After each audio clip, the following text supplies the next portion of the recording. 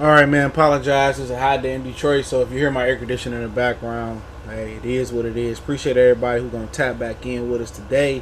Don't forget, you always can check out the latest live streams. If you miss one, for the Lions and the Lions one-on-one playlist. So if you miss one, we on episode 14. So we done 13 of them that I've since I started this playlist. So I appreciate everybody for tapping back in. If you haven't, make sure you hit that subscribe button, bell icon button, share the video.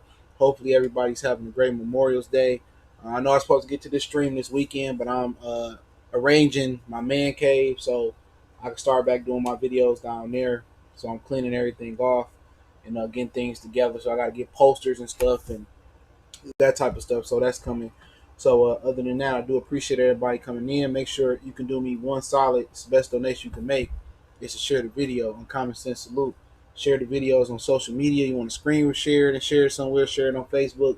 Appreciate all the brothers in the Facebook group, Pistons group, the Lions groups. To see y'all in there working. Uh, sometimes I get my stories from there. So shout out to them. Frederick, salute. So, all right, man. Today, before I get into the other introductory type things, we're gonna talk about expats. Patriot players can't save Patricia. Peter King was reporting that Agnew was sitting in the receiver room. He could be switching. And Deshaun Hen, Lions' most valuable player outside of Matthew Stafford. I didn't have enough characters to fit Stafford, so Chris Luke. Sorry, man, it's a call. So, I've been up all morning feeding the dogs. I said I should have went grocery shopping yesterday, but I woke up this morning and went grocery shopping, so it was easy. Aldi's, Family Dollar, so I got that out the way. But hey, don't forget you can find us on Facebook, Instagram, Twitter. All those links in the description. If you got business question, inquiry, sponsorship, video requests, keep sharing the video. You got a question or you just want to chop it up. Twitter's the fastest way. Then Facebook, then Instagram, and then don't forget to check out our podcast. I'm gonna have some great things coming on there. Some guest features. Gonna hook up with some couple other YouTubers and do some things over there. So everybody that's waiting on me to make a move, just be patient. I've been hella busy, but don't forget to check my other channel out, Goodfellas Sports TV, for more sports, music, news, and entertainment, right here on YouTube, Goodfellas Sports TV. So yeah, with Matt Patricia, those players can't save him. I seen an article with Trey Flowers and Danny Amendola talking about specifically Trey Flowers trying to change the culture and trying to tell guys what to expect from Matt Patricia. And he's trying to ease the transition. It's only right. You see a lot of times where a lot of coaches, you know what I'm saying, like Mike Zimmer, he came from Cincinnati. I think he brought Terrence Newman with him. Or you see situations in other sports where they kind of ease the transition. They get players, that's familiar with the system to be the bridge because sometimes the coaching isn't enough. Sometimes you got to have players to show you the way. Players learn different. You can coach it, but sometimes it's a social disconnect between coaches and the players that actually still can play. They can help, pretty much bridge the gap between younger players or players in this situation that's not familiar with the culture. But the reason why he can get as many Patriot players as he wants to and it's not going to work and close that gap because it hasn't worked. It hasn't worked so far. The first 2 years, all he's done is turn over the roster. 9-7 wasn't good enough. Was the worst thing to happen to Matt Patricia's career as a Lion. That got people expectations of he was going to take us to 10-6, at least 11-5. Michael Salute. He's going to take us to another level. But what he's done is he's implemented a my way or the highway type thing. No matter how good you are, if you don't fit, I'm not finding a way in my system to make you fit. Glover Quinn.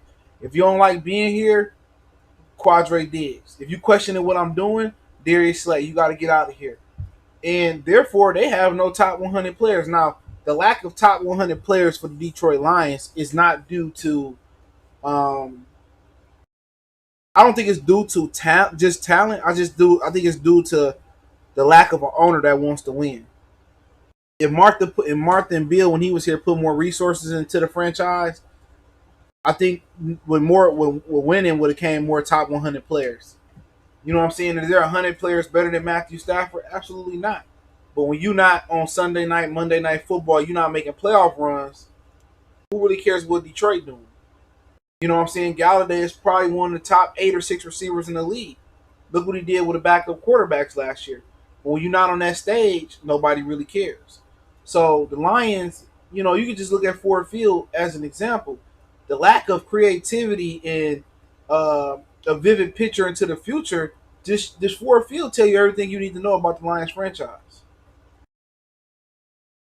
It tells you everything you need to know. They built a warehouse. Look at Dallas. They built the stadium that's going to go into the tech future. They have this thing at Cowboy Stadium where it's a big old like television, as I call it, screen, and you could take a picture with any player on the screen. You could touch the screen. You want to take a picture with Dak. Dak can pop up on the screen. You can take a picture with Dak. It's innovative.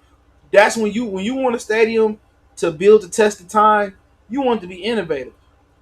And the Lions wasn't innovative. It just shows you. It just shows you the stadium. That's all you gotta say. Just show the stadium. That's what they think about the franchise. They don't take it serious.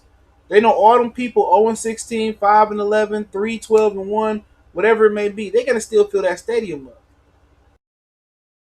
And this is why you have a lack of top 100 players. It's not a lack of talent. Trey Flowers should be somewhere in the top 100, right? You gave him all that money. You know, I think Tracy Walker in a bubble, have the chance to be a top 100 player, top safety in the league. Talent is there. Jeff Okudah this year can establish himself as a top 100 player depending on what he do. You pay Justin Coleman all that money, he ain't a top 100 player. He may not be a top 5 nickelback in this league. Galladay's a top 100 player, in my opinion. Marvin Jones, they say he was a top, 4 or 5 pass catcher last year when Stafford was healthy. And we know Stafford a top 100 player. So when you don't win in this league, and that's in any league, you don't get the prime time games. Unless you go out there and do something extraordinary where you throw for 10 touchdowns or something like that. But when you don't win, they don't care. And if Martha don't care, watch the ESPN, watch the Fox, watch the NBC Sports care. So this talent doesn't lack. Like, the roster doesn't lack the talent. It lacks the notoriety. It lacks the publicity. You know what I'm saying? You have to be Barry Sanders to really get, your flowers while you still playing. You got to be Calvin Johnson. He didn't even get his flowers like Barry Sanders got his flowers. But Michael said when Patricia came in, Bob Quinn said the next couple years of rebuilding in talent, I would have been okay. Me too. I understand it. Well, we got a whole different system coming in. It's going to take some time to implement it, but be patient. I always can appreciate somebody being honest. Hey, bro, you waiting on them Jordans, whatever. It's going to be a little minute. We're a little slow today.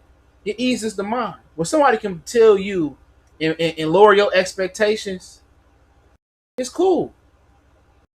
He said, I never trusted the what comes out of the franchise. Chris said, as soon as he said 9-7 wasn't good enough, and we switched to the rookie coach and 3-4 scheme, I was telling myself people believe this they own drugs. I think that's what he meant. It cuts deep. Michael say, honestly, I don't care about any top 100 players. I don't look at that because it's all it's really not. It's really, but really, players look at it. It kind of tells you where you stand at in the league, especially the ones about the what the players vote on. And these dudes want their flowers. They want their accolades. They want their notoriety. If you work all summer, putting in this work in like these dudes working this summer, and you have a great season, don't you want to be recognized for it?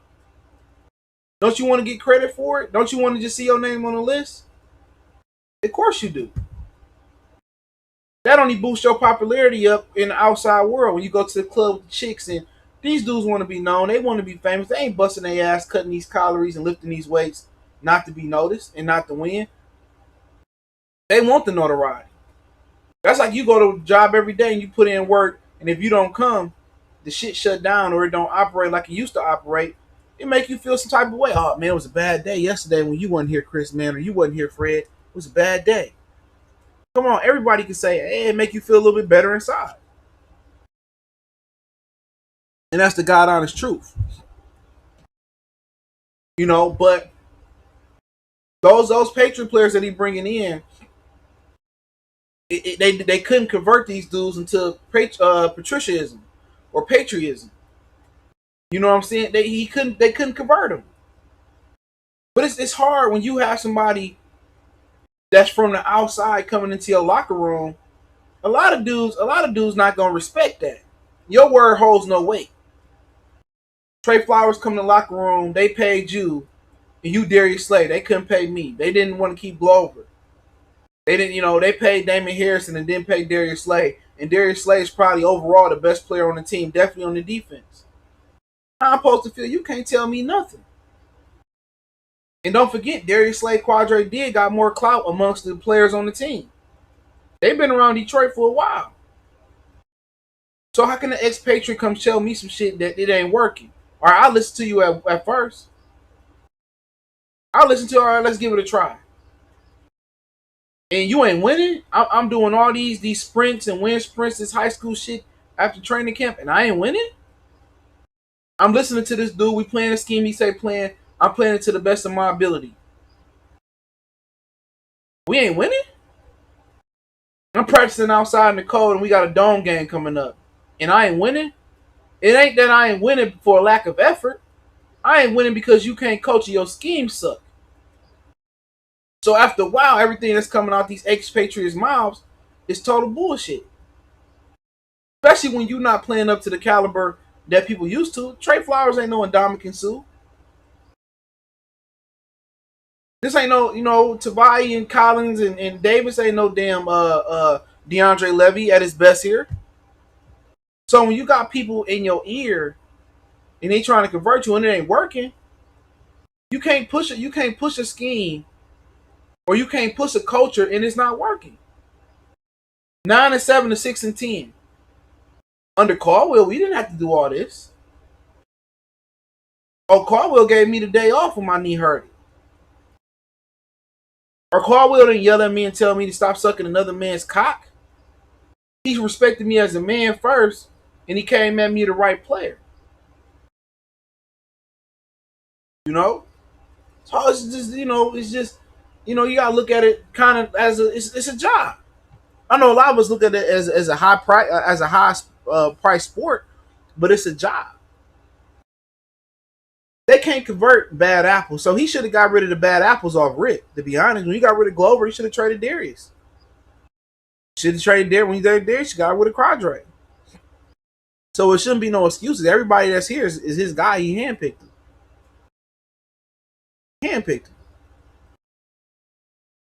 But it's hard. It's hard to buy into a new culture and you don't see the progress. You don't get a reward for it.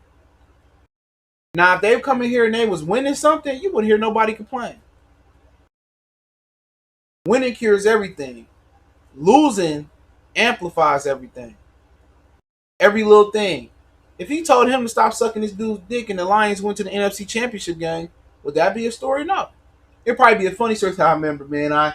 Darius Slay would be sitting in somebody ESPN studio, man. I'm gonna tell you something funny, man.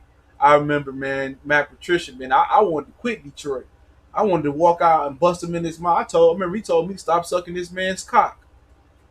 But you know what? We persevered. We weathered the storm. Me and him had a good understanding, and now we winning. That's the difference.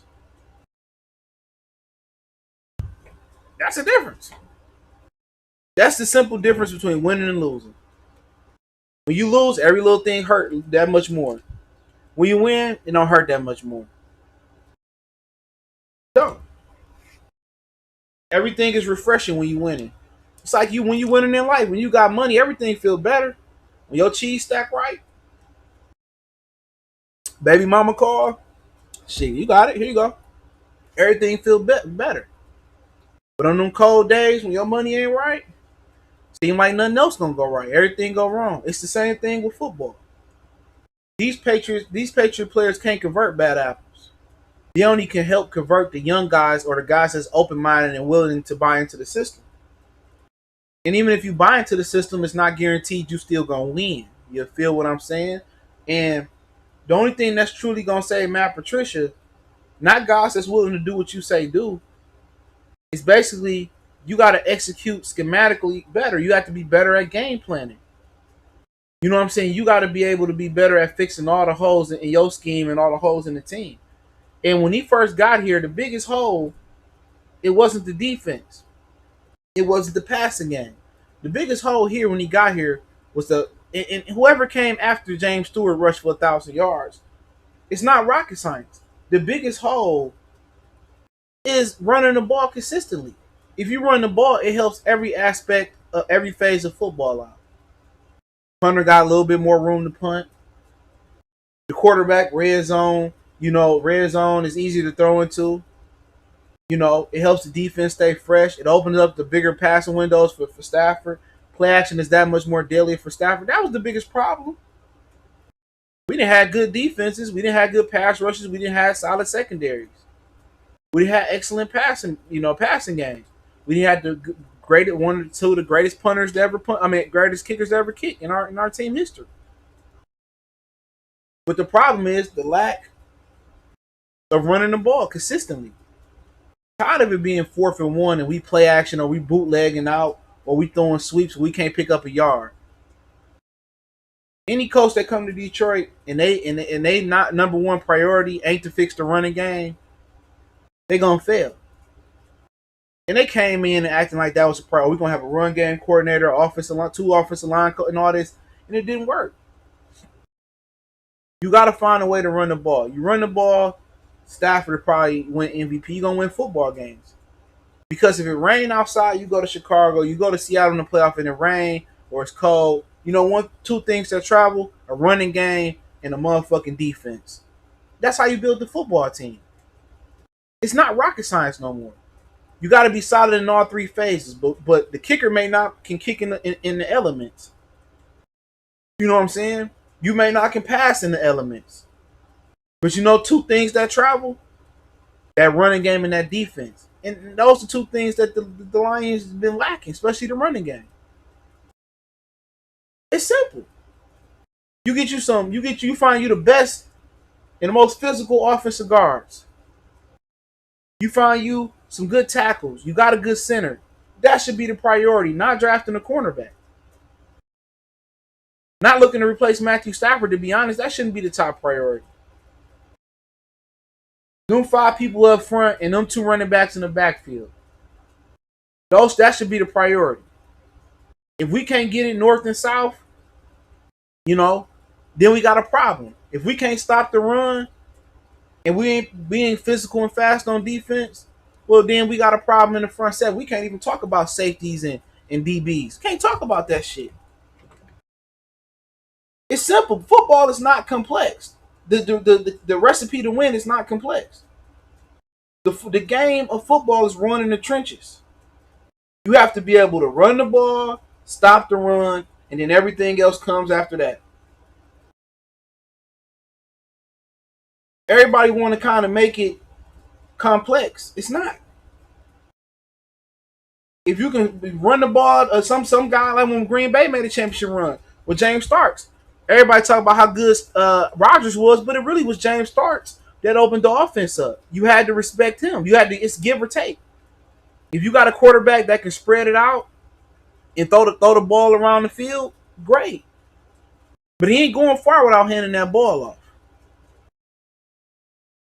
So if they play the pass and they ain't got to put 8 or 9 in the box, you can't take advantage of that, you're gonna suffer. All we gotta do is play coverage. You can't run the ball. So it's simple. It's not rocket science to build the football team. The Lions have to find a way to get north and south with their running game. They got to find a way to be better at stopping the ball. And if you can't stop the ball, if you can't stop the run, you can't run the ball. Well, it's gonna be a long season for you. History showed us that time and time again. Then we worry about passing. Then we worry about getting after the pass rusher. And that's the issue. Patricia is just he fucked with something that wasn't broke. The defense wasn't broke. And that's kind of where my issue was when they signed Patricia. If you look at some of the videos, I wasn't a Patricia fan. I felt that they should have went for offense. Sure, Austin had a good defensive plan there. Why didn't get an offensive head coach? But usually when you go offense, you go defense. You see what I'm saying? And that's kind of where it is. So next time they probably bring in an offensive head coach, depending on who come here. But the recipe isn't complex. Oh my God, hold on, my bad. Austin says Patricia don't even know how to manage the time clock. He don't know how to be a head coach. Well, you grow into that. You grow into that. That ain't something that most rookie head coaches, they gotta learn how to manage the game. Head coaching is just not calling defense, and you gotta schedule the team bus. You gotta, deal with different personalities. And game management is just something that you learn over the course of time. Some guys may be born with it, but some guys just have to learn it. Oh my gosh, Lions talk salute. He said if Agnew and Hall at receiver would give us a Chiefs feel with DeAndre Swift and TJ Hawkinson. Well, we gotta see. Because I don't really see neither one of them dudes being Tyreek Hill. But we'll see. Michael said Marcus Golden, he got 10 sacks last season out of the Jack linebacker spot. They not probably looking at him. This is going to be a bad year because the players don't believe in the coach. Well, I don't know if they don't believe in the coach because every player here has been handpicked by him. Walker, Harmon, Will Harris, whoever started in safety spots. Coleman was picked by him. Trufant was picked by him. Okuda was picked by him. Tavai, Ragland, Davis was all picked. Well, not Davis, but the other two was picked by him. Right? Collins was picked by him. McCord was picked by him. Deshaun Hand was picked by him. Christian Jones, he just resigned him. Danny Shelton was picked by him. Trey Flowers was picked by him. So who don't believe in him? That can't be the excuse no more. Offensively, Taylor Decker, Bob Quinn drafted him. All the guards are been here since Patricia, I believe. Or sometime in between there. Ragnar was his pick. Big V, they picked him. Carrion, he picked him. Swift, he picked him. Bo, he picked him. Marvin Jones was a Bob Quinn pick. Danny Amendola, he picked him. Galladay, I believe, he might, I don't know. Galladay been here longer than Patricia for sure.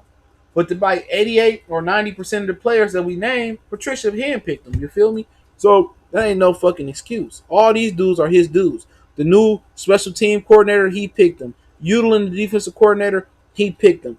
Daryl Bevels, no more Jim Bob Cooter excuse, he picked them. Jonathan Hankins, he from Detroit too, I believe, is on the market again. He's played 61 out of 64 games in past seasons. He a good run plugger. He went to Whole State University. Agnew trying to diversify before he gets his pink slip because of his DB and ain't gonna cut it. I agree, Chris.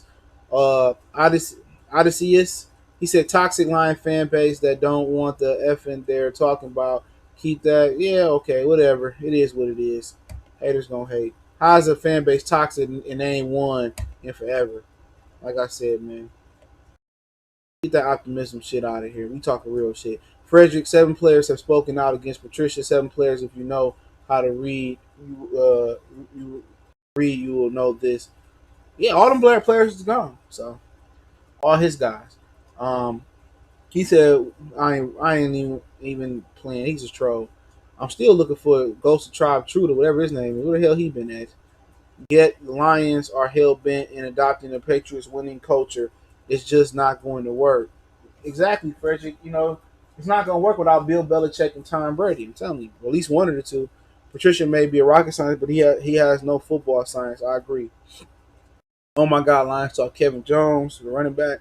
Michael said now the biggest problem is the defense. The rushing game actually has been better since Patricia got here. It ain't good enough in my opinion. In 2017, we were averaging 77 yards. In 2017, we were averaging 76 yards a game. In 2018-19, we were averaging 103 yards a game. So it did get 25 yards. It don't feel that way to me. But, yeah, I'm pretty sure it has gotten better.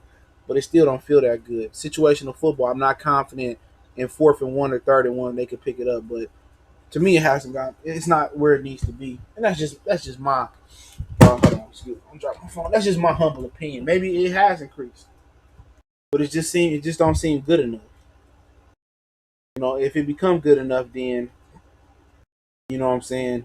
I think it needs to become good enough, or Stafford won't last dropping back that many times. you can't live off 30, 40, 50 pass attempts, and that's just the God honest truth. So give me 1 second here. Can't live off that. 1 second, but let's keep going. He said the running game remains the Lions' Achilles heel ever since Barry left. Well, the best. Oh my God, he said I have confidence in Bevel. He had to demand another top back, and guards will be drafted early. Austin said Okuda wasn't a great pick. I mean, it wasn't that he ain't a great player. It's just that I just feel that they could have used that, did something else with that pick. But I think he'd be a good player. Frederick Jackson said if we start winning four thinking for Trevor, tanking for Trevor Lawrence. I mean, either him or Justin Fields. A lot of people think Fields is the better player, not just the North and the South, but the East and the West. Well, you got to run it North and South first, and then East and West. That'll come. You know what I'm saying? Michael, we did just see though that the Chiefs won the Super Bowl and they were averaging pretty much the same amount of rushing, but that's a lot different though. That's a lot different though. Patrick Mahomes, they exception to the rule. Patrick Mahomes just on another level, bro. They got a lot of speed too. We can't compare to their speed. Some of the trick plays they do with Tyreek Hill and Travis Kelce. We ain't got no Travis Kelce, not in Hawkinson yet. Just they had a lot of speed, bro, and also the ability to Patrick Mahomes to extend plays too, man. I mean, it is what it is. Arrogance will be their downfall. Edward Berry, Kerryon Johnson can't stay healthy. Yeah, he took a lot of beatings last year on Arm. He's good back, but we'll see what happens. He said, Bigfoot and say, I agree. We need to run the ball and reliable run. Belka, Michael, I feel that we should have had an offensive game plan like the Vikings run and play action. Yeah, you got to be able to run the ball, though. They got Dalvin Cook. He probably one of the 3 or 4 best running backs from last season. You know what I'm saying? But that's the recipe. And then, what we not talking about is the ability to stop the run. They was horrible at stopping the run last year and plugging the gaps. You know what I'm saying? They didn't run the ball good enough, and they didn't stop the run good enough. And if you can't run and stop the run, it's not gonna be a great season for any football team. So they was playing Damon Harrison at the 3 technique, and he not twitchy enough to play that position. A 3 technique is built like Deshaun Hand, Gerald McCoy, Warren Sapp. Those guys that can penetrate and get upfield and disrupt, disrupt the quarterback or disrupt the running game. A 3 technique is not Damon Harrison. And that may explain why he struggled so much last year, is because he was a fish out of water. So everybody blaming Damon Harrison for not working hard enough for holding out, but he playing a position that's just not good enough. That he just not don't fit. You can't see him. He's a run plugger. And I hope they don't think Danny Shelton's going to be able to come in and play the 3 technique. If shit get tight injury wise, then it's going to be the same thing. You got to count on Nick Williams. You know what I'm saying? Deshaun Hand to kind of be your 3 techniques to get up there and penetrate. So, it's just some of the things about Matt Patricia that I question his IQ, and I tell it to his face. Trying to get James Bradbury and Richard Sherman here to play corner and offer them all that money, and they zone corner you predominantly man. What were you thinking? Now Richard Sherman, it talks about him converting to safety next year.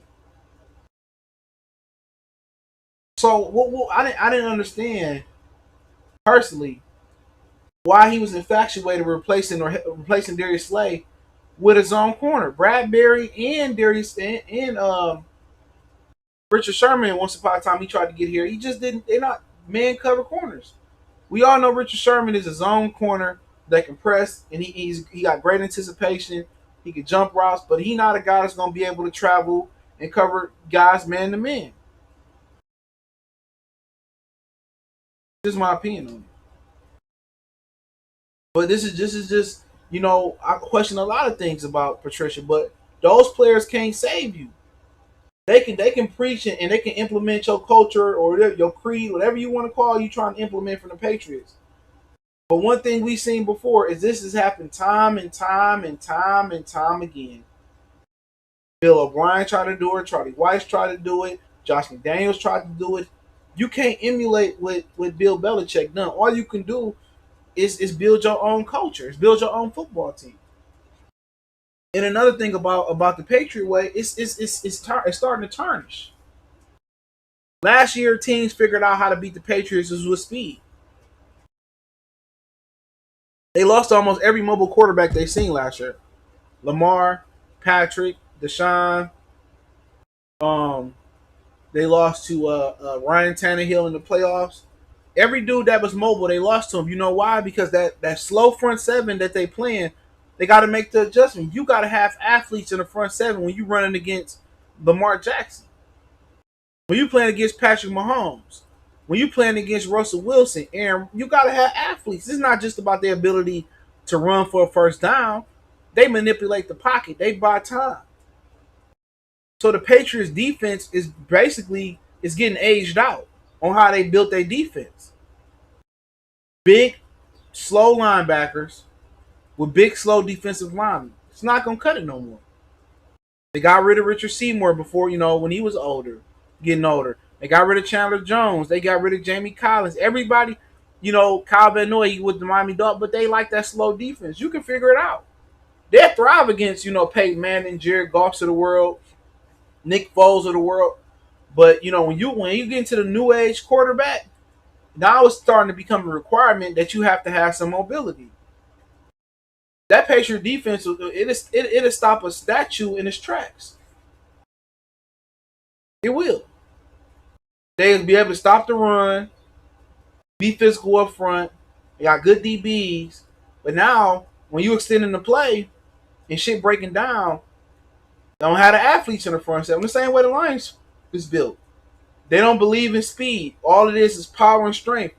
And the difference is the Patriots are coached with better gap discipline and better run defense. The Lions ain't got no run defense, no gap discipline. The teacher is not the same.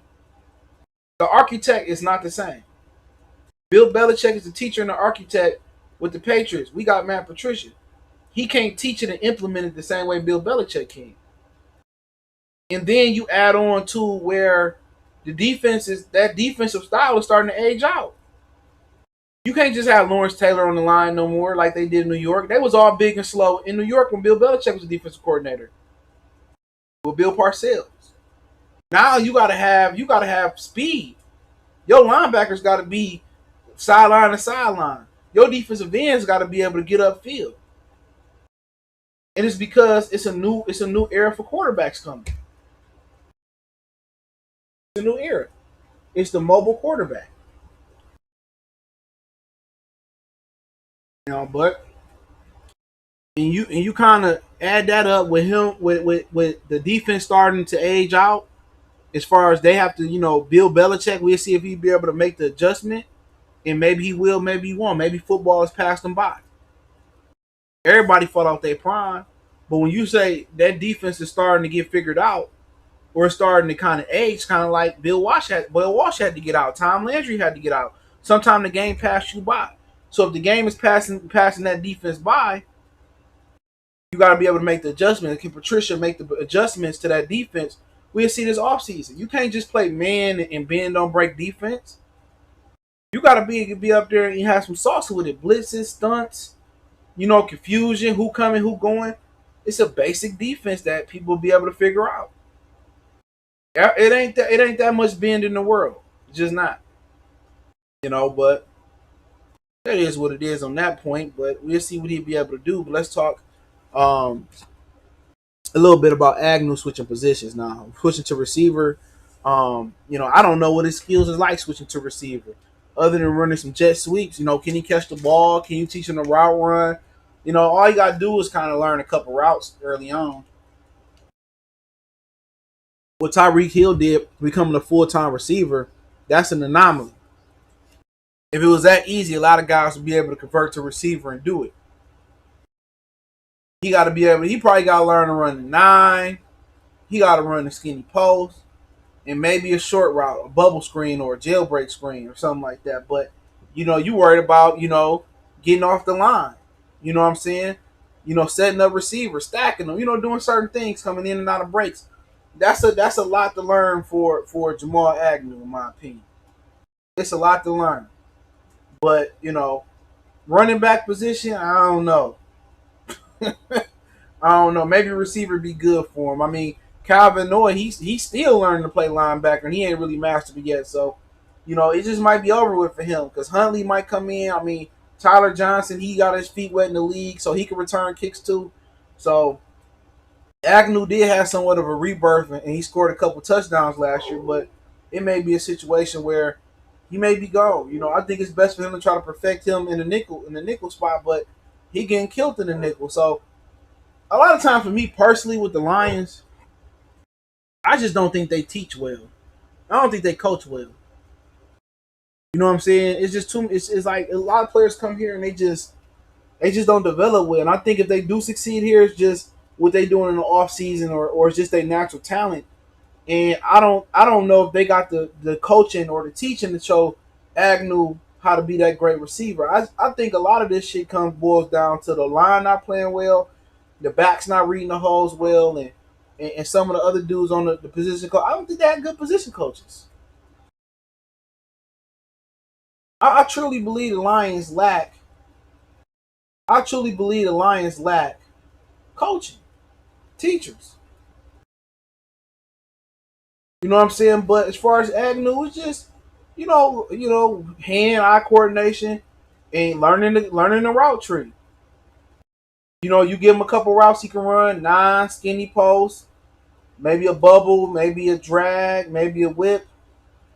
Maybe those type of things. You feel what I'm saying for him? But you got to keep it simple. Because if he was meant to be a receiver, he would have been a receiver a long time ago. You know what I'm saying? So let me go through the comment section real quick. 1 second.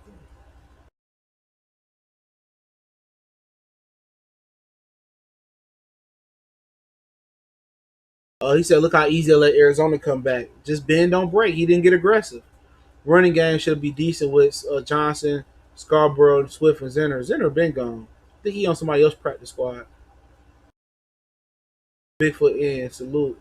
Stafford last year. I gotta get the quick Q&A in the end, but I answer these questions real quick. I don't know. I heard somebody tell him. I heard somebody saying I didn't really grasp exactly what they said, but I heard they saying that him selling his house was bull job over the pool, or they got a pool at his other house or something like that. I don't know. He said, "Sally, too, me too. I wish they get somebody under him quick." Uh, Michael say if the Lions fire Patricia and Quinn after this year, they need a young head coach like Kingsbury, a young offensive head coach. I mean, a lot of people like the guy out from the 49ers, the defensive coordinator. He from here.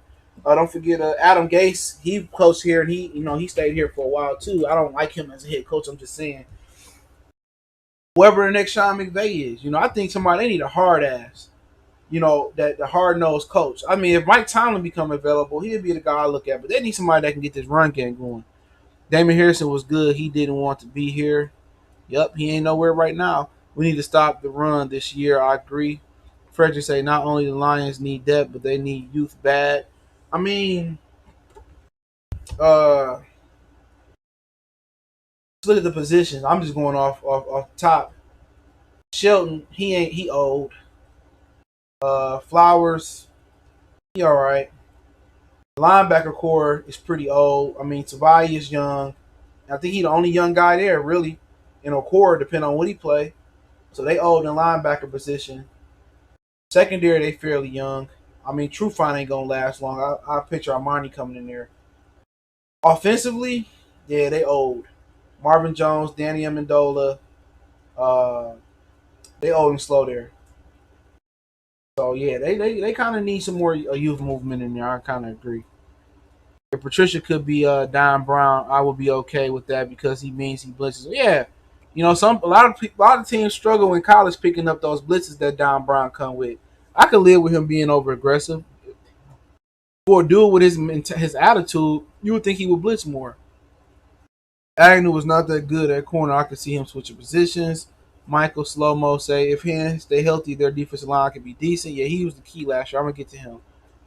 What you got the Lions going? I don't have no predictions, Jackson. I don't do no.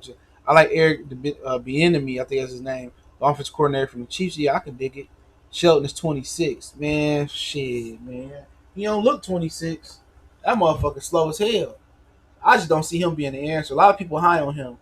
I hope I'm wrong, but I don't see him being the answer. That's just my opinion on Danny Shelton. Bro. I'm not high on him. He don't move well at all. He don't move well at all. He probably one of the reasons Patriots got rid of him. They probably wanted to get a little bit more agile up front. But if he can plug the run, I'll be happy with him. But a dude that's been playing in the trenches like that, they age pretty quick. But hopefully he can do.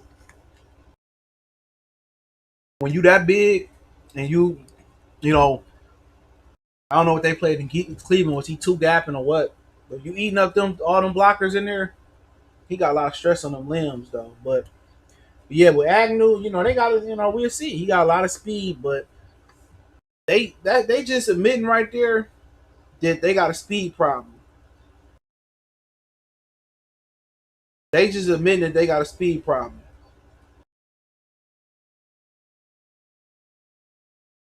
They got a speed problem, so they got to get more speed at those positions in my at receiver. I mean, how much longer can Danny Amendola play? Is the $1 million question. How much more longer Marvin Jones can play is the question. When you look at Kansas City, they the champs right now. That's the standard on how to play football. The Chiefs got so much speed. You got to have speed out there. Remember, when we played them, they didn't have Tyreek Hill. We got the tight end, so hopefully Hawkinson could take that year 1 and year 2 jump George Kittle's took. You got the good tight end. Now you got to be able to stretch the field down out. And once you're able to stretch the field with that speed, that might open up some running lanes. But if Agnew could switch positions and be a good offensive player, I'm with it. Him and Marvin Hall brings an explosive aspect to it, but they need to find him a Michael Gallup. They need to find him a Deshaun Jackson. They need to find him somebody that can take it to church. But let's talk about Deshaun Hand. I do believe Deshaun Hand is the most valuable player outside of Matthew Stafford. I think last year showed it. I think they was counting on Deshaun Hand a lot to come in last year and, kind of anchor that line. Not even just anchor it. He was the MVP. Because when he played the year before last, they couldn't contain that dude. That dude was making plays in the backfield. He is the most important player on defense. It started with him. He gonna help Trey Flowers out, then he's Sheldon out, Okora out, Collins out. You know what I'm saying? His ability to get twitchy and get up the field. He can play multiple positions. He can play the 3 technique. He can play defensive end in 3-4, 4-3. The problem with him is their most valuable player is a Chinaman, a China doll, a guy that's always injured. So is this something that he can do durability wise? He can fix in the offseason? Only he knows that. Is he lifting enough? Is he eating right enough? Or it may just be genetic where he just can't carry the load like that. He just gonna be a spot player in this league and not a full-time player. But they put a lot of stock in him last year, and when he got injured in camp with the elbow, that's when that Detroit defensive line took a spill for the worst. He is the most important player not named Stafford. They need him. He provides the interior pass rush that they didn't have last year. And when you don't blitz a guy like Davis up the middle, or you don't kind of, do a crossfire blitz, or you ain't stunting a lot, you need that. You need that guy like Deshaun Hand. So, I don't think it's nobody more valuable to him than other than the quarterback to be able to get the job done. He can play all 3 downs. He can play the run. He can play the pass. And then you ain't even got to take him out on 3rd down. He can play the end. He can play, if you rushing 3, he can play defensive nose tackle in that position. Some say he can replace Austin Bryan. He steps in this way. I'm not high on that guy. I am not high on that guy. But hopefully I'm wrong. I don't think I just didn't like him coming out of Clemson. Austin Bryan. I don't see it. Maybe I'm wrong. I don't think he's athletic enough to stand up as a linebacker. Not from what I've seen. I could be wrong. I definitely can. I think Okora's going. Corin Collins kind of going to take over the Devin Kennard position. Hand in the dirt, stand up, kind of those type of things. I think Austin Bryant probably going to be more of a backing up Trey Flowers type of thing, or if he go down playing that, I think guys to watch. If Deshaun Hand don't jump, Nick Williams coming in, he can do what Deshaun Hand can do. He'll be able to hopefully provide some interior pressure. So if they get production out of Deshaun Hand that they got when he was a rookie, and able to get some production out of Nick Williams and Danny Shelton, they're able to plug the middle in, they should be fine. But I was listening to Damon Harrison talk about how they couldn't teach how to take on blockers and stop the run. There was a disconnect between the defensive line and the linebackers and Matt Patricia, and he just couldn't really, basically, articulate to them, how to take on blockers and how to play the run gap. So we'll see. But Nick Williams, Deshaun Hands, and Austin Bryant is going to be very, very big to what they do. But it's going to be about Patricia and his scheme. But, he'll be happy to have Hand back. If Hand go down again, especially if Stafford go down again, it's over with. They don't have no backups behind them that you can trust. I'm more confident in Nick Williams coming from Chicago than Chase Daniels backing up Stafford. I think we all can say that. But if Nick Williams was that guy, if he was that guy, I think Chicago would have showcased him a lot more. So we'll see, Nick Williams and Hand kind of gonna be that three technique in his defense. We'll see what they able to bring. But this is something that Lions haven't been accustomed to. Is struggling in the front four. You feel what I'm saying? Jim Schwartz, Jim Caldwell, even going back to Sean Rogers, we always had good defensive lines. Andre Fluellen and George Johnson and a lot of guys that hadn't done shit in their career come to Detroit, Sammy Hill, and they come here and had career years. Vanden Bosch was older, but Cliff Averill, that front four was the Detroit Lions, calling card. And now Patricia has basically took it a totally different direction. You know what I'm saying? That I don't understand. First it was Martin Mayhew and Schwartz didn't believe in cornerbacks and DBs. We see Jim Schwartz still believe that in Philadelphia. You know what I'm saying? Now we got a defensive coordinator and a mastermind at GM who don't believe in defensive linemen and linebackers. Ain't that crazy? We can never have a balance, in Detroit with DBs, linebackers, and defensive linemen. Matt Patricia does not care about D linemen. Last year, he came into the offseason. He came into training camp, with defensive linemen that wasn't. It was thin. A couple years ago, he got Ricky John Francois. It didn't work. Got Mike Daniels last year. He said he opened to come back. It didn't work. Once again, their defensive line is thin. You know what I'm saying? Who was it? Nick Williams and Danny Shelton and Deshaun Hand, and who was the kid from Arizona going to back up Danny Shelton? Trey Flowers, Antonio Bryant, Austin Bryant, excuse me. And then you probably going to say who at the other, Okora or Jamie Collins rushing off the edge maybe on the other end. They really, really thin, bro. A lot of dudes are optimistic. Oh, Danny Shelton can do this. And if Danny Shelton was fucking good, you feel what I'm saying? He would have never left Cleveland. What he signed for here for $2.6 million? If he was so essential to what the Patriots did, you just use your brain. Why did the Patriots not just say, okay, we give you $2.6 million to stay? PJ Johnson, thank you. I mean, it's just common sense. If Danny Shelton was so in demand, he was so good with New England, I can see if the Lions say, oh, you know what?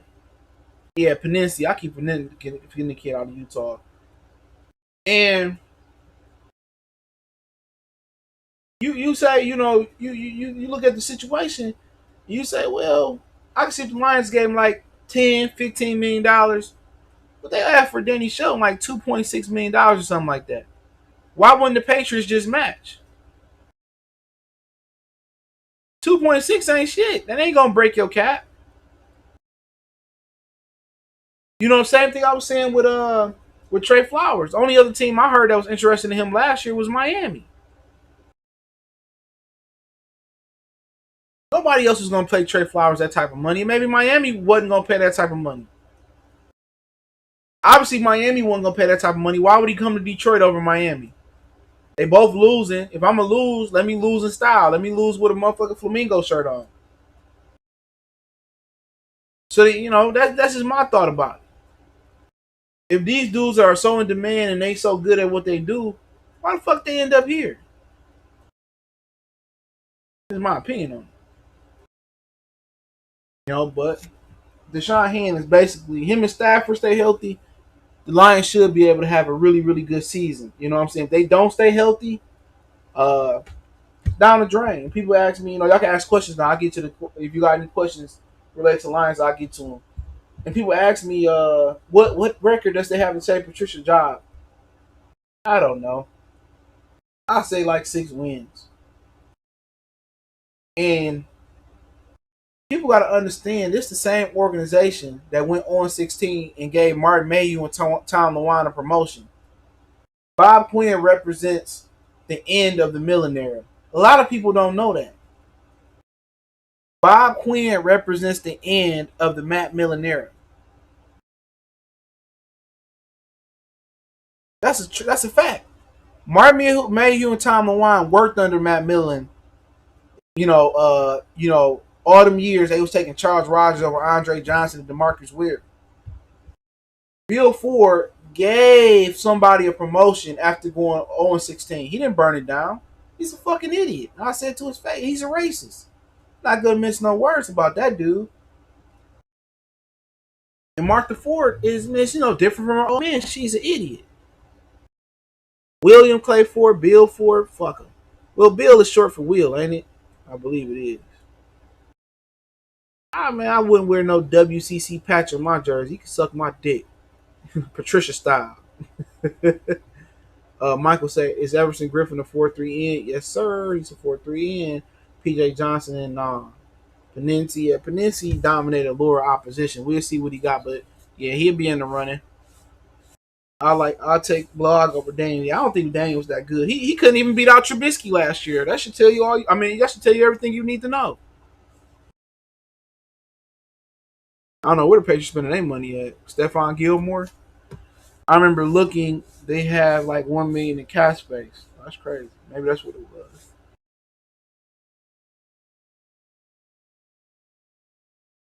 Hold on. I keep asking questions. Do you think do you think there's a difference of physicality between NFC and AFC? That's a good question. All right. I would say so. I think Pittsburgh is still, one of the physically imposing teams. Baltimore is physically imposing. Tennessee is one of the more physically imposing teams. Buffalo is a physical imposing team. I'm just going off rip. You got the NFC. Minnesota try to be that, but they really not physical. You know what I'm saying? Chicago's a physical team up front. New Orleans, I don't know, maybe. I say yeah. I'm trying to think. Atlanta, no. Tampa, we got to see. Usually not. They usually don't have a good offensive line. Carolina, they usually physical, but it's a lot of turnover there. Cam gave them a physical identity, so I would say no. NFC East, I don't see one physical imposing team. The Eagles up front. Seattle, Arizona, Jared Goff and them, and the Rams, 49ers. So, no, I think it's even about physicality because you got the 49ers, you got the Eagles, Minnesota, New Orleans. I say yeah. So it's about even. I think the physicality in the conference is even. Does the NFC teams seem a little bit more physical? Just a little bit more, but I think it's pretty much even art. Solo Mo said, what do you think about the Lions' new defensive coordinator? He ain't shit. I ain't saying that Udelin ain't shit, like he ain't shit as a coach. It's just Patricia is the defensive coordinator, and he can't do nothing. It wasn't no Paul Pasqualoni, whatever his name was. The problem was Matt Patricia. Matt Patricia is the brains of the operation. The defensive coordinator is just there. NFC North is strong division in football. Vikings, Packers both make the playoff. Lions have an uphill battle. In Chicago, if they get quarterback play, I think Chicago is the most talented team in NFC North from top to bottom. The quarterback just holding them back. I would sign Cam Newton. If I'm them and just had Cam Newton, Trubisky, and Nick Foles battle it out. Chicago paying all that money to all them defenders over there. Why not spend a couple more dollars and get Cam Newton for a year and see what he can do? Trubisky is proven he can't play football. Nick Foles is proven he injury prone. Chicago just playing just cheap and stupid. They team from top to bottom. With quarterback play, it'll be over with. They got a dope receiver in Robinson, Anthony Miller, good receiver. They just stupid. Why is Kenny Wiggins still a Lion? Maybe because they like his character. He got a high character guy. If Patricia was smart, he used Jared Davis as a situational edge rusher. Their experiment of playing traditional linebackers over. Teach him to do loops with the defensive tackle and straight line rush as a pass rusher. Yeah, at the end of the day, yeah, he would use him to blitz from the linebacker or just shoot off the edge or, you know what I'm saying, if he was smart. I don't think you can teach that dog. Not these coaches can teach that dog how to play, linebacker and how to cover and flip his hips and come downhill and thump. I think that's over with for him. I don't think that old dog gonna learn some new tricks, not from his coaching staff. Michael said, "Could you imagine?" Y'all keep asking questions too. Could you imagine how tough the division would be if the Bears drafted Mahomes? They might have won a Super Bowl by now, or Deshaun Watson. This division will be crazy. This division is hard. Look here, man. People forgetting you get one more playoff team this year. They added an additional playoff team, so it's only one bye for the top seed, and it's an extra playoff game in each conference. So the NFC North can get 3 teams, and it's the toughest division in football. That's bar none. If the Lions was in the NFC East and the Cowboys was in the NFC North, the Lions probably would have won the NFC East and won a playoff game. The Lions just drew the hand of being in a really, really tough conference. Chris Spielman did a good job with the Vikings. They'll never get over the hump with Kirk Cousins, though. They stupid for that one. But they'll never win shit with Kirk Cousins. So, they did a good job with them. Chicago did a good job building their team. They just should have took Patrick Mahomes or Watson. And Green Bay is always in it to win it. They do a good job drafting, even after Ted Thompson. The Lions should have a blitz package for Davis. Yeah, situational player. That's basically what he was saying. Yep. Or have a package for him to do something different. You know what I'm saying? But they ain't smart. Any more questions? Before I get to this barbecue, I'll take any more questions. Oh, wait a minute.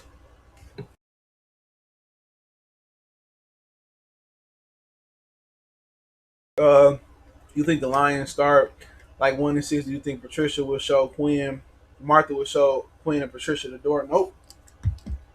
Nope. They won 3 games this year and never got the door.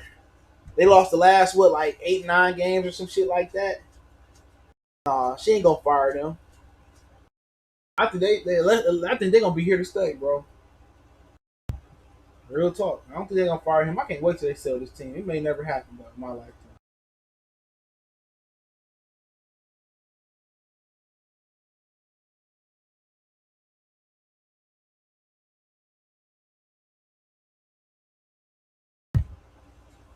He said, but yeah, I don't see them showing them the door. Any more questions?